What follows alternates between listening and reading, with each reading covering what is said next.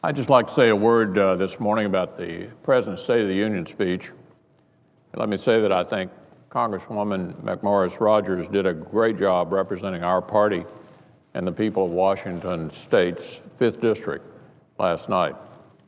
Frankly, I wish the President had laid out an agenda half as hopeful as the one she did, because the State of the Union address is always an important moment for our country. It's an opportunity for the two parties to come together with the President, members of the Supreme Court, and other government officials to show a kind of unity, even in the midst of the great debates that we have here every single day. It's a worthy tradition. And last night, the President had a real chance to unite the nation around a forward-looking agenda. He had a huge opportunity to reach to the middle and chart a new path at a time when nearly 70% of Americans say the country is either stagnant or worse off now than when the President took office, that we're on the wrong path. It could have been a legacy-making moment. Instead, it was the same tired boilerplate we hear year after year after year.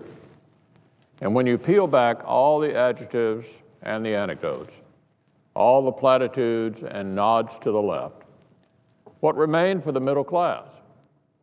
Largely the same tired policies that led us to this point. The same failed agenda with its legacy of stagnant unemployment, lower incomes, growing inequality, and crumbling pathways to the future. The only difference is that now the President wants to keep doing the same old thing, just without as much input from the people's elected representatives in Congress. Basically, all the same policies, less of that pesky Democratic accountability.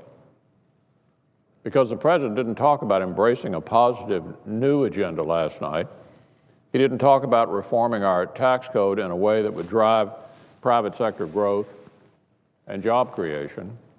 He didn't talk about finding serious ways to start reducing a massive $17 trillion debt that threatens to suffocate our economy and crush the dreams of our children. He didn't talk about saving Social Security and Medicare, or about streamlining and slimming the size of government, or about setting America's entrepreneurs and small businesses free to dream and to succeed. As for energy, the President's plan seems to boil down to more regulation and new taxes on energy production. For all of his talk of phones and pens, he didn't even mention using his pen to sign off on the Keystone Pipeline. It's the single, simplest action he could have taken to create jobs soon.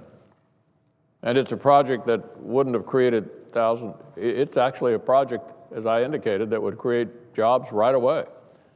And it still can, if the President will just lead. Unions support it. Powerful members of his own party support it. The American people overwhelmingly support it.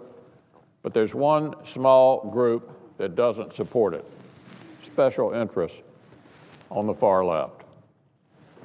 Well, the special interests on the far left won last night, and the middle class lost. And you know, there's another big issue where the President turned his back on the middle class, and that, of course, is Obamacare. The State of the Union was the President's opportunity to finally admit his mistakes and the painful consequences that have affected so many in Kentucky and around the country. It was a chance to call for a fresh, bipartisan beginning, to start over with true health reform that could really help middle-class families. Instead, he simply doubled down on failed policies. I know he tried to paint a rosy picture of life under this law in his speech, and I suppose that's natural, but he must know that it's not a picture that reflects reality. He must know that Americans suffering under this law aren't going to buy the spin. And he must know that trying to sell Kentucky's Obamacare bureaucracy as some kind of success story is, to the thousands and thousands of Kentuckians being hurt by it, well, it's frankly insulting. It's insulting to the 250,000 Kentuckians who've had their plans canceled because of this law. It's insulting to the families struggling to afford premiums that have on average increased by almost half across Kentucky. And it's insulting to taxpayers who've been forced to subsidize to the tune of about $250 million in Kentucky alone Obamacare's restricted access to doctors and hospitals, its crushing effect on families, and its skyrocketing costs. So look, it's clear President Obama missed the mark last night. On some issues, he actually said the right things, like on trade promotion authority.